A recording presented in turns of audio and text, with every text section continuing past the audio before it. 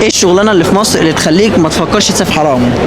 لا بتكلم جد والله. والله العظيم بتكلم بجد. بقالك قد ايه ما نزلتش مصر؟ بقالي سنه ونص. كنت بتاخد كام في مصر قبل ما تيجي هنا؟ 2700.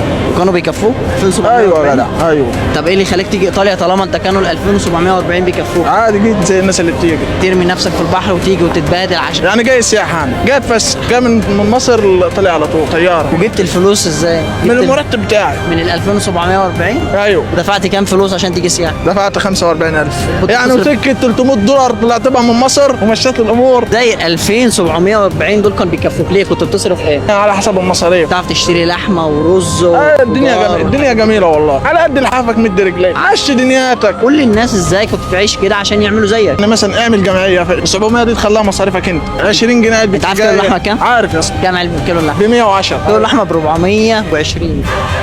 علبه سجاير بكام؟ البوكس ب 17 والكيلو بطره كانت ب 15 ونص، ومش ضروري احنا نشرب ال ام ومن لابورو، يعني عادي نمشي الدنيا فاهمني؟ ما هي الدنيا ضيقه. خش النار على فكره في كلامك ده. انا دلوقتي بقبض 1745 جنيه، اروح اجيب علبه سجاير مثلا ب 100، اجيب منهم 20 جنيه تمشي معايا.